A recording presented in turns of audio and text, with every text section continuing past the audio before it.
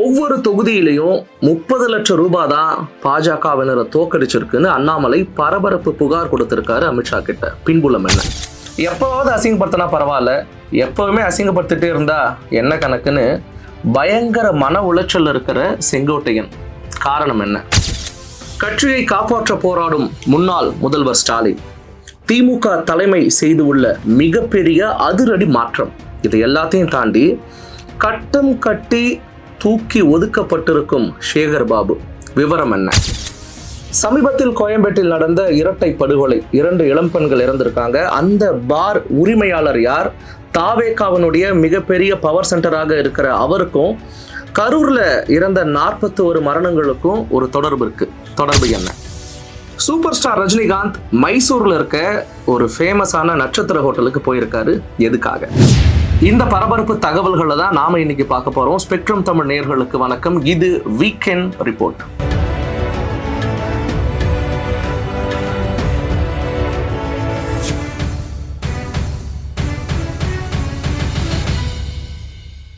கடந்த ஜூன் 1ஆம் தேதி தமிழக பாஜக முன்னாள் தலைவர் அண்ணாமலை தேசிய பாஜக தலைவர் நிதின் நபீனை சந்திச்சு அவர்கிட்ட மிகப்பெரிய அறிக்கை ஒன்றத்தை கொடுத்திருக்காராம். 2024 நாடாளுமன்ற தேர்தலில் பாஜக 11.7% வாக்குகளை வாங்கியிருக்கிறதாவும், இதை காரணமா வச்சு சுமார் 60 தொகுதிகள்லையாவது பாஜக போட்டியிட்டு இருக்கலான்னு அவர் சொல்லியிருக்கார்.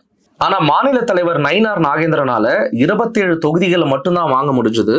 இதனாலதான் பாஜக 2026 சட்டமன்ற தேர்தலில் மிகப்பெரிய ஒரு தோல்வியை சந்திச்சோம். இதுக்கு முழுக்க காரணம் பாஜக மாநில தலைவர் நயினார் நாகேந்திரன் அவர்களும் அவர் எடப்பாடி பழனிசாமி அவர்களுக்குள்ள காட்டின நெருக்கமும் தான் அப்படின்னு அண்ணாமலை சொல்லியிருக்காரு.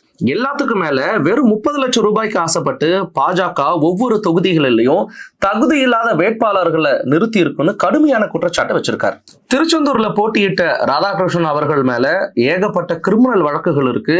அவருக்கு எப்படி சீட்டு கொடுத்தாங்க? மானாமதுரைக்கு சம்பந்தமே இல்லாத பொன் பாலகணபதிக்கு அந்த தொகுதி எதுக்காக வழங்கப்பட்டது?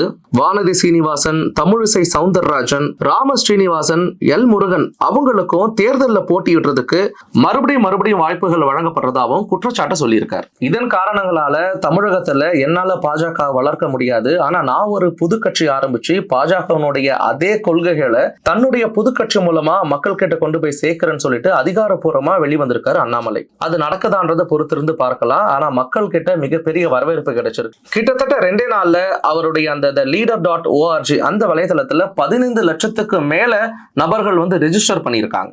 இந்த நிலைமையில தான் சூப்பர் ஸ்டார் ரஜினிகாந்த் அவர்கள் மைசூர்ல இருக்க த மோனார்க் நட்சத்திர ஹோட்டலுக்கு போயிருக்காரு. அங்க RSS சேர்ந்த முக்கிய தலைவர்களை சந்திச்சு அண்ணாமலையினுடைய புதிய அரசியல் திட்டம் குறித்து விரிவா விவாதிச்சிருக்காங்க. ஏற்கனவே சூப்பர் ஸ்டார் ரஜினிகாந்த் அவர்கள் முதலமைச்சர் ஸ்டாலினை சந்திச்சப்ப பல்வேறு கலவையான விமர்சனங்கள் வலைத்தளங்கள்ல வந்ததை அடுத்துதான் இதை வெளிப்படையா காட்டாம சூப்பர் ஸ்டார் ரஜினிகாந்த் அவர்கள் சும்மா ஓய்வுக்கு போற மாதிரி மைசூருக்கு போயிட்டு இந்த விஷயத்தை பத்தி விரிவா பேசிட்டு வந்திருக்கார். அண்ணாமலை கட்சி ஆரம்பிச்ச உடனேயே ஓப்பனா தன்னுடைய ஆதரவை சொல்லலனாலும் சில காலத்துல கொஞ்சமா ரஜினி ஓப்பனாவே அண்ணாமலைக்கு சப்போர்ட் பண்ணுவார்னு பார்க்கப்படுது. தேர்தலுக்கு சில மாதங்களுக்கு முன்னாடி தமிழக வெற்றி கழகத்தை நம்பி எந்த ஒரு பெரிய அரசியல்வாதியும் அவங்கள நம்பி போகாம இருந்தாங்க. குறிப்பா தமிழக வெற்றி கழகத்துல புசி ஆனந்த், ஆதவ் அர்ஜுனா, அதிமுக மேல அதிருப்தியா இருந்த CTR நிர்மல்குமார் இவங்களாம் தான் அந்த கட்சியில ஒரு பவர் சென்டரா இருந்தாங்க.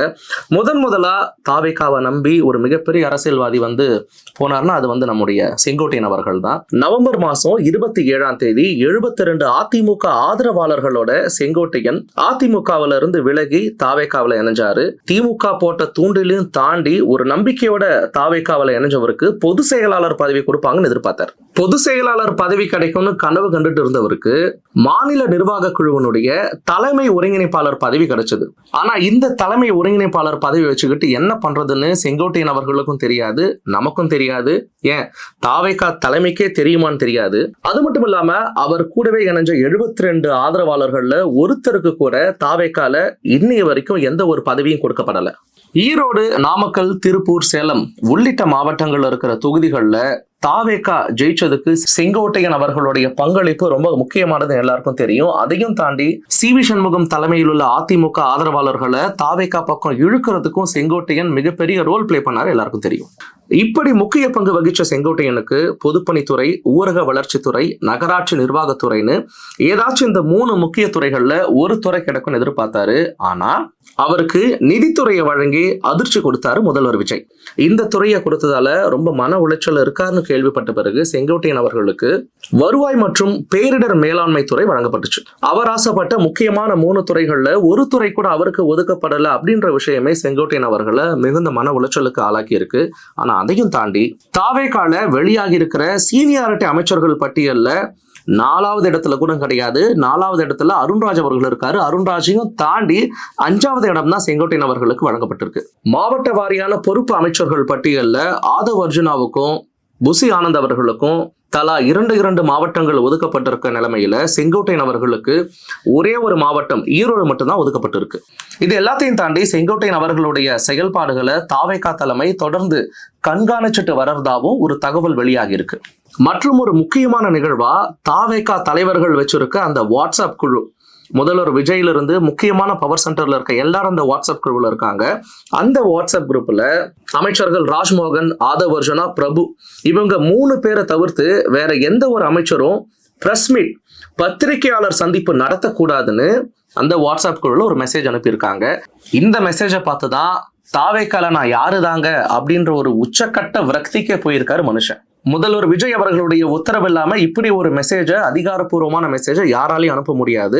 கண்டிப்பா அதனால இது முதல்வர் விஜய்க்கு தெரிஞ்சிருக்கும். தெரிஞ்சுதான் நம்மள ஓரம் கட்டுறாங்க அப்படின்ற மன உளைச்சல்ல செங்கோட்டையன் அவர்கள் இருக்கிறத அவருடைய ஆதரவாளர்கள் தெரிவிக்கிறாங்க. கோயம்பேட்டில் இருக்க எம்எம்ஸ் கேட்வே இந்த பார்ல ஏற்பட்ட தகராறின் காரணமாக நடந்த இரட்டை கொலைகள்.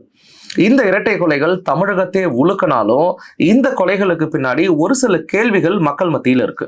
குறிப்பிட்ட அனுமதிக்கப்பட்ட நேரத்தை விட அதிகமான நேரம் அந்த பார் இயங்கினதாகவும், அது மட்டும் இல்லாம அந்த பார்னுடைய உரிமையாளர் மேல இதுவரைக்கும் எந்த ஒரு வழக்கும் பதிவு பண்ணலன்னு ஒரு தகவல் இருக்கு. இதுக்கு முக்கியமான காரணமா சொல்லப்படுறது அந்த பார்னுடைய உரிமையாளர் தாவேகாவுடைய ஒரு முக்கியமான தலைவராகவும் நிர்வாகியாகவும் இருக்காருன்னு சொல்லப்படுது. இந்த பார்னுடைய உரிமையாளர் தான் YBM பாலாஜி. இவர் தாவேகாவினர் மதுரையில் நடத்தின மாநாட்டுக்கு பல பேருந்துகளை இலவசமா அனுப்பினார்னு சொல்லப்படுது. அது மட்டும் இல்லாம கரூர்ல நடந்த அந்த 41 மரணங்கள்ல அந்த 41 குடும்பத்தினரையும் இலவசமா கரூர்ல இருந்து மகாபலிபுரத்துக்கு தலைவர் விஜய் அவர்களை சந்திக்கிறதுக்காக இலவசமா இந்த YBM பாலாஜி அழைச்சு வந்தார்னு சொல்லப்படுது. இப்படி தாவேகாவிற்கு முக்கியமான ஆதரவு கொடுக்கறதாலதான் இந்த உரிமையாளர் மேல இது வரைக்கும் வழக்கு பதியப்படலன்னு சொல்லப்படுது. அப்ப தாவேகா நிர்வாகியா இருந்தா ஒரு பார 24 மணி நேரமும் நடத்தலாமா? பெண்களுக்கான ஆட்சின்னு சொல்ற முதல்வர் விஜய் அவருடைய கட்சி நிர்வாகி நடத்தக்கூடிய அந்த பார்ல 18 வயது குறைந்த பெண்களுக்கு மது விற்கலாமா? மது மட்டும் இல்லாம இந்த பார்கள்ல போதைப் பொருட்கள் விற்கப்படுறதாவும் ஒரு குற்றச்சாட்டு இருக்கு. இதுக்கெல்லாம் நடவடிக்கை எடுக்கப்படுமான்றத பொறுத்திருந்து பார்க்கலாம். தேர்தலில் மிகப்பெரிய தோல்வியை சந்திச்சதுக்கு அப்புறம் கட்சியில பல மாற்றங்கள் தேவைப்படுதுன்னு திமுக தலைமை விரும்பியிருக்காங்க. அதுல முதல் படியா 70 வயதுக்கு மேல எந்த ஒரு தலைவருக்கும் திமுகவுல ப்ரொமோஷன் கிடையாது, ஜூனியர்களுக்கும் இளைஞர்களுக்கும் முக்கிய பதவியை கொடுக்கணும்ன்ற முக்கிய முடிவை திமுக எடுத்திருக்காங்க. அப்போதான் திமுகவை ஒரு முதியோர் கட்சியா பார்க்காம ஜென்சி தலைமுறையினுடைய ஆதரவு கிடைக்குன்னு உதயநிதி சொல்லியிருக்காரு. ஒரு பக்கம் கட்சியை காப்பாற்றணும்னு முன்னாள் முதலமைச்சர் ஸ்டாலின் மிகப்பெரிய போராட்டத்துல குதிச்சிருக்காரு. ஏன்னா திமுக ஒன்றிய செயலாளர்கள் பதவியில சுமார் 1000 பேர் இருக்கிறதாவும் அந்த 1000 பேர்ல 113 பேர் ஏற்கனவே தாவேகாவுக்கு மாறிட்டதா சொல்லப்படுது. அதனால ஒவ்வொரு மாவட்டங்களையும் பிரிச்சு கூடுதல் மாவட்ட செயலாளர்கள் பதவியை உருவாக்கணும் அப்படின்னும் கிட்டத்தட்ட 45 மாவட்ட செயலாளர்களுடைய பதவியை புடுங்கி இளைஞர்களுக்கு கொடுக்கணும்னு உதயநிதி சொல்லியிருக்காரு. இந்த இடைத்தேர்தலில் தொகுதிக்கு நியமிக்கப்பட்டிருக்கிற வேட்பாளர்களும் இளைஞர்களா இருக்கணும்ன்றதுல திமுக ரொம்ப ஆர்வம் காட்டுது. இது ஒரு புறம் இருக்க, தென் மாவட்டங்கள்ல நாடார் சமூகத்தை சேர்ந்த ஒருத்தங்களுக்கு முக்கிய பதவி கொடுக்கணும்னு கனிமொழி ஒரு ப்ரொபோசல் வச்சிருக்காங்க. சரி, அப்பாவை மாவட்ட செயலாளரா நியமிக்கலான்னு பார்த்தா அதுக்கு முட்டுக்கட்டையா அனிதா ராதாகிருஷ்ணன் இருக்காங்களாம். சரி, நம்ம சேகர் பாபு என்ன ஆனார்னு பார்த்தா சேகர் பாபுவை கட்டம் கட்டி திமுக தலைமையை தூக்க ஆரம்பிச்சிடுச்சான். முன்னாள் முதல்வர் கருணாநிதி அவர்களுடைய பிறந்த நாளுக்கு முரசொலியில ஒரு முழு பக்க விளம்பரத்தை கொடுப்பாராம் சேகர் பாபு. ஆனா இந்த முறை அவர் கொடுத்த விளம்பரத்தை போட வேணாம்னு திமுக தலைமையே முரசொலி கிட்ட சொன்னதா ஒரு தகவல். அதே மாதிரி சேகர்பாபு கிட்ட இருக்கிற சென்னை கிழக்கு மாவட்டத்தை பிரிச்சு அதுல ஒரு பாதிய புரசைவாக்கம் ரங்கநாதனுக்கு கொடுக்கலான்னு திமுக தலைமை முடிவு பண்ணியிருக்கு. இப்படி ஏற்பட்டுள்ள பல மாற்றங்களால திமுக மறுபடி எழுந்து நிற்குதா, இளைஞர்களுடைய மாற்று சக்தியா மாறுதான்றதை பொறுத்திருந்து பார்க்கலாம். இது இந்த வாரத்திற்கான வீக்கெண்ட் ரிப்போர்ட். மேலும் பல பரபரப்பான அரசியல் நிகழ்வுகளை அடுத்த வாரம் உங்க முன்னாடி கொண்டு வரேன். நன்றி.